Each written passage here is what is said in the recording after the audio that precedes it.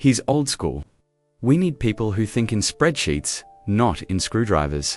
My name is Walter Briggs, and at 49 years old, I've spent the better part of my life ensuring buildings don't kill people. For 20 years, I was the quality control supervisor at Redstone Urban Developments in Austin, Texas. 2 decades without a single compliance violation. 2 decades of making sure that when families turned the key to their new home, they weren't walking into a death trap with faulty wiring or compromised foundations. And then, one Tuesday morning, I was replaced by the vice president's drinking buddy, a man who'd never set foot on an actual construction site. But when state inspectors showed up unannounced, well, let's just say karma doesn't always need your help to find its target.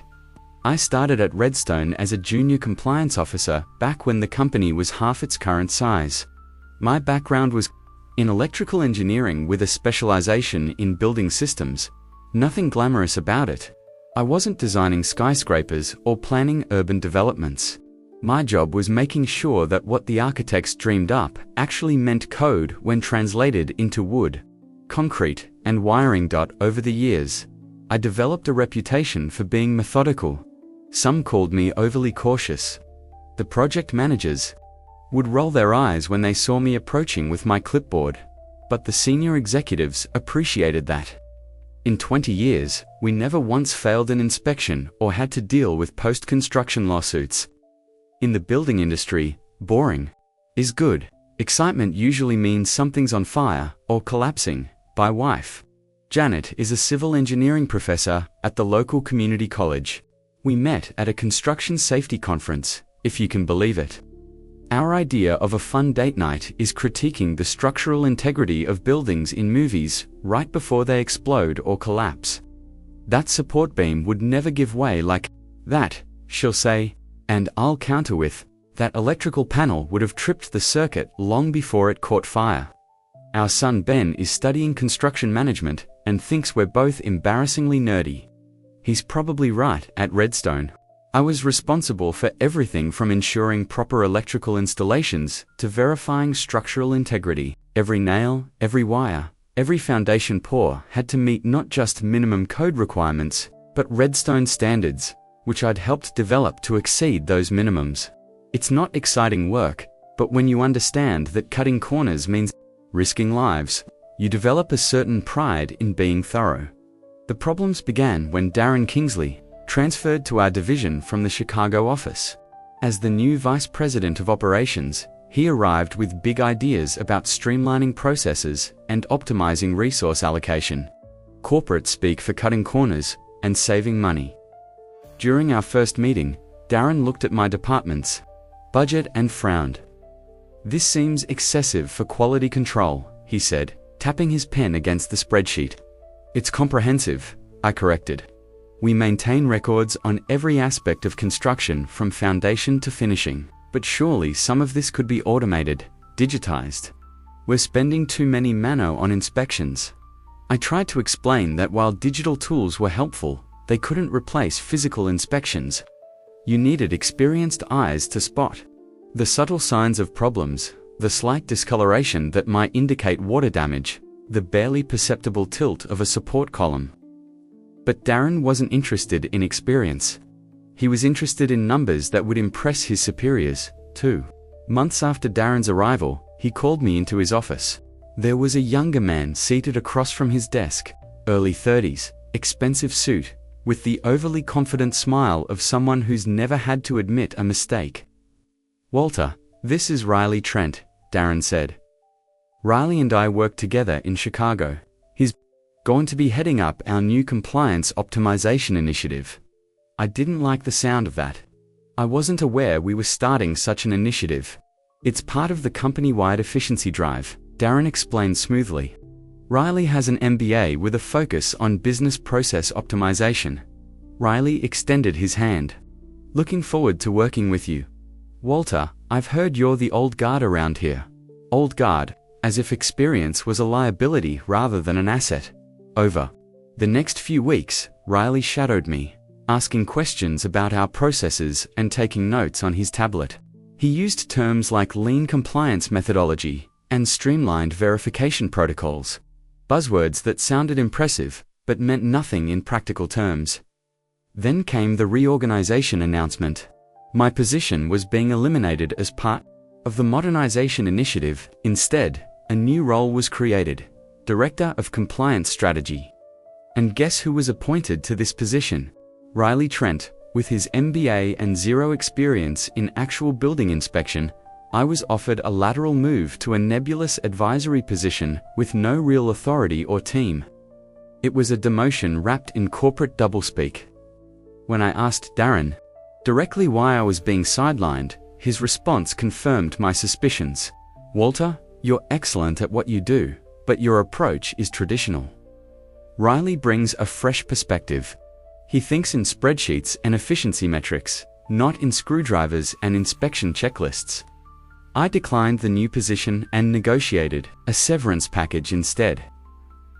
The day I cleaned out my office, I took something they didn't expect. Copies of all my inspection records, email correspondence, and documentation of every project I'd overseen for the past 5 years. Not company secrets, just my own work product, and records of compliance issues I'd identified and resolved. Something told me I might need them.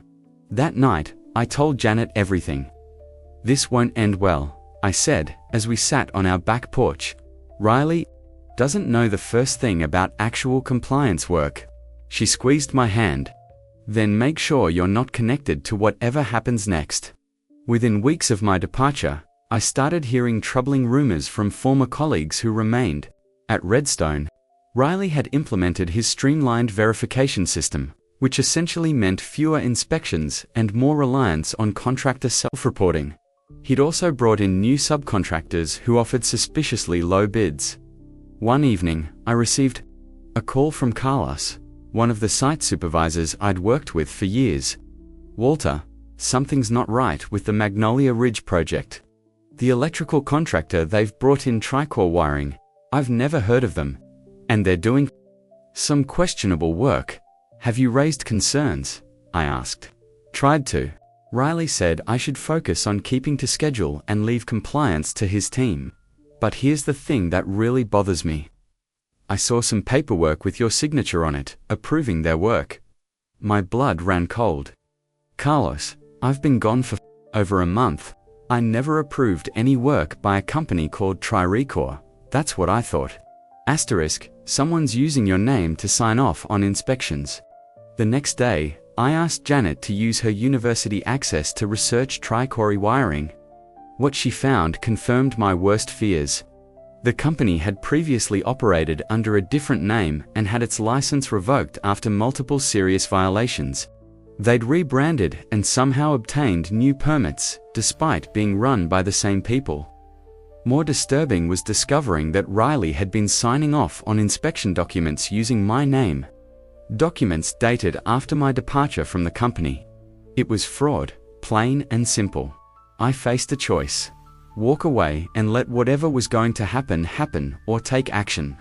The problem was, I knew what could happen if electrical work wasn't done properly.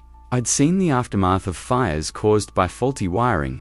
I'd testified in cases where people had died because someone decided that code compliance was too expensive or time-consuming. I contacted Elisa Monroe, the chief building inspector for the state. We'd worked together on several projects over the years, and she knew my reputation for thoroughness. "Walter, these are serious allegations," she said after I laid out what I discovered. "You're talking about fraudulent documentation, unlicensed contractors, and potentially dangerous construction practices."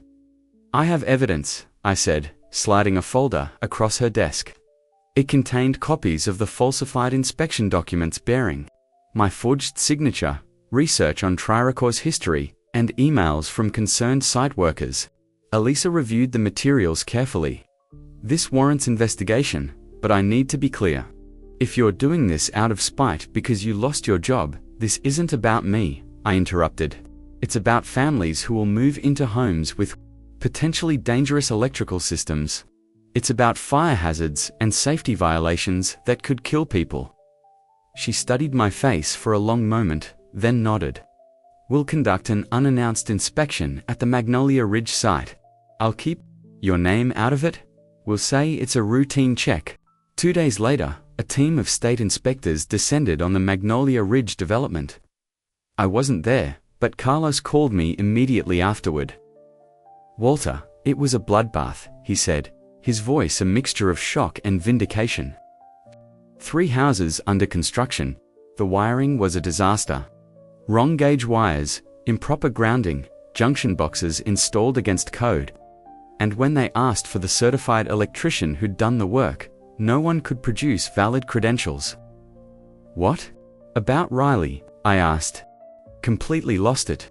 Kept insisting everything was fine, that the inspectors were being too picky. Then when they showed him the violations, he tried to blame the subcontractors. But here's the kicker. When they asked for the inspection documentation, he produced forms with your signature. The lead inspector said, "Interesting. Since Mr. Briggs hasn't worked here in months." The fallout was swift and severe. The Magnolia Ridge project was shut down indefinitely. Tricor's operators were charged with operating without proper licensing and falsifying documents. Riley was terminated for misrepresentation of qualifications and fraudulent documentation. And Darren, he couldn't escape responsibility either.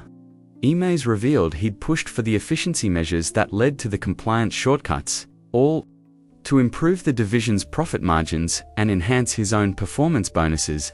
He was removed from his position and reassigned to a much less prestigious role in the company's property management division.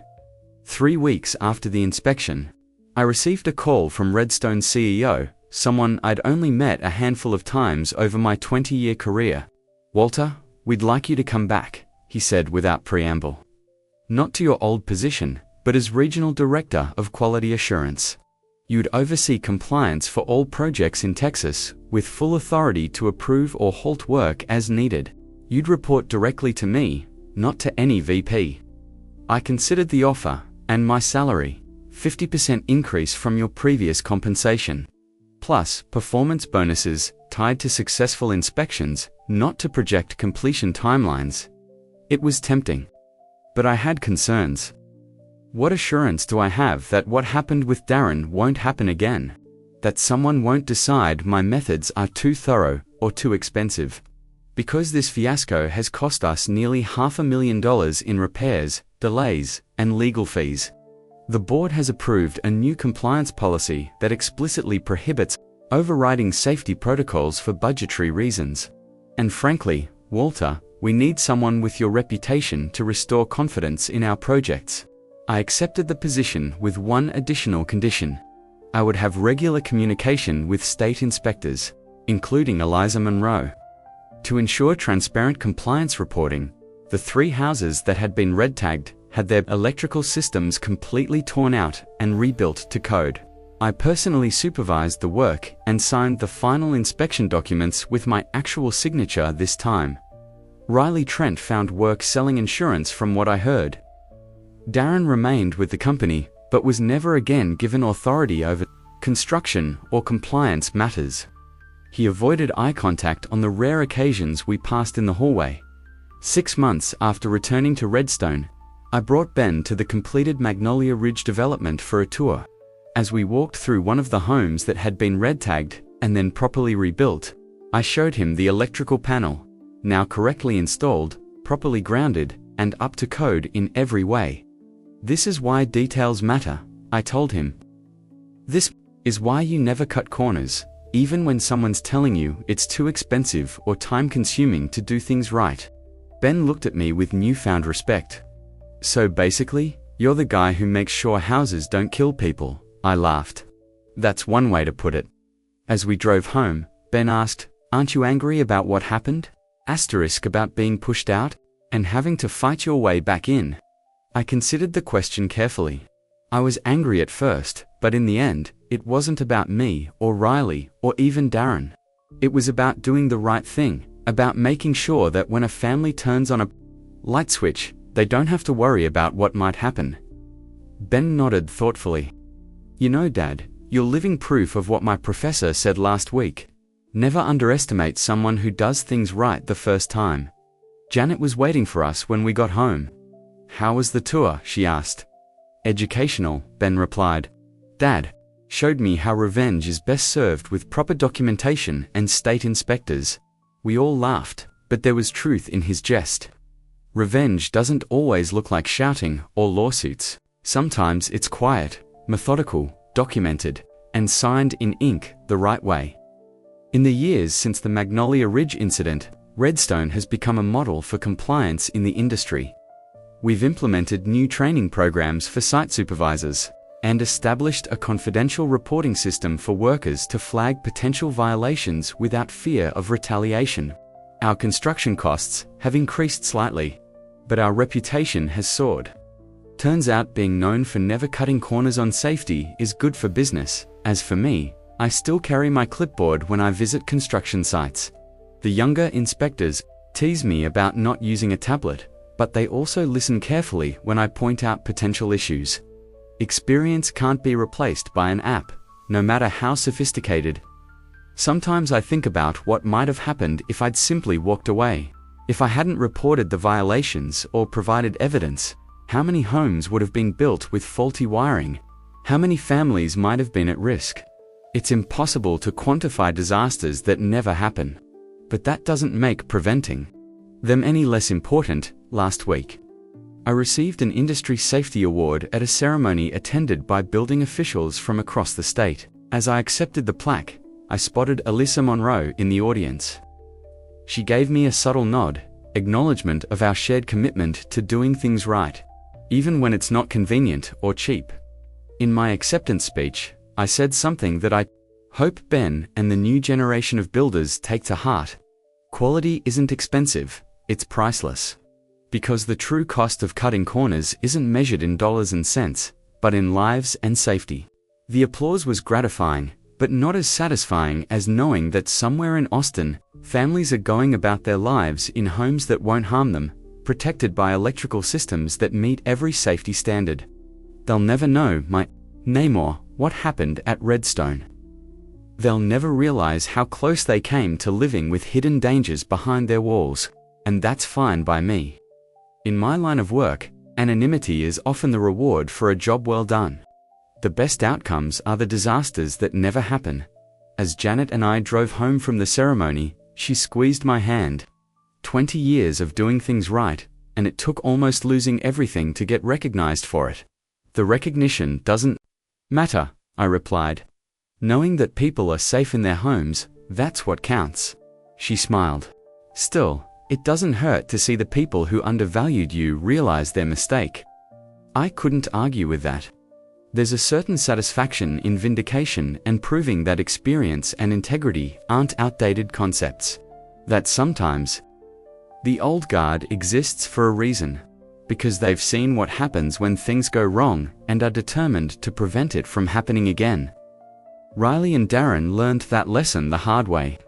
I hope others in the industry learn it before making the same mistakes, because in construction, those mistakes don't just cost money or careers, they can cost lives. As Ben heads toward graduation and his own career in construction management, I've tried to instill in him the importance of standing firm when it comes to safety and compliance.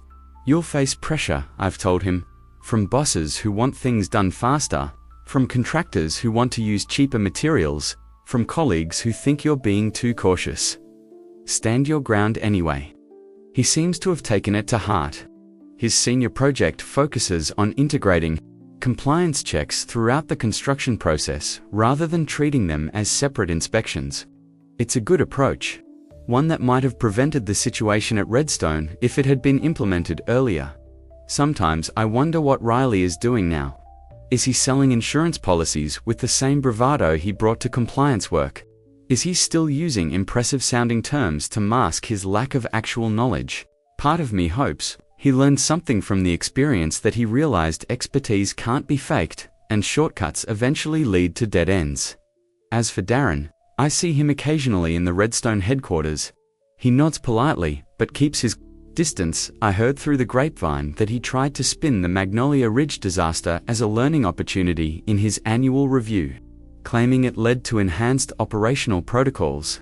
Technically true, I suppose, though not in the way he intended. The construction industry changes slowly, clinging to traditions and established methods, even as technology evolves around it. There's wisdom in that caution. Buildings aren't apps. You can't just push an update if there's a bug in the foundation or a flaw in the electrical system. You have to get it right the first time. That's what I try to teach the young inspectors who now work under my supervision.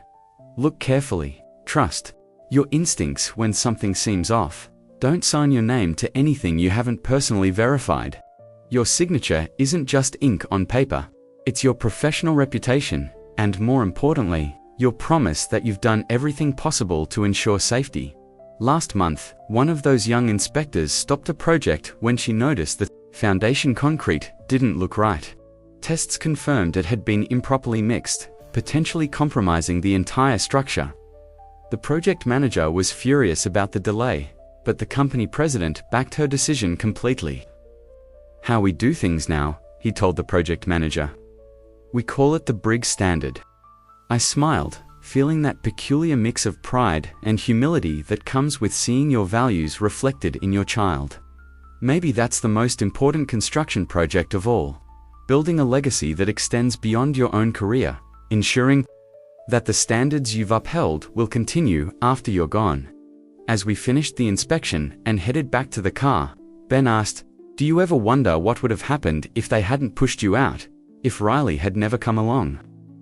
Considered the question carefully. The problems would have surfaced eventually, maybe in a different way, maybe affecting more people. So, in a strange way, I'm almost grateful it happened when it did, and that we caught it before anyone was harmed. Ben nodded thoughtfully. Seems like the construction business is full of those kinds of lessons, figuring out what's wrong before it causes real damage. That's exactly right, I said. And it's why we never stop inspecting, never stop checking, never assume everything's fine, just because it looks good on the surface. As we drove away from the site, I glanced in the rearview mirror at the building taking shape behind us. Another structure that would stand strong and safe because someone took the time to do things right. Another potential disaster that would never happen. And in the construction business, that's the best revenge of all.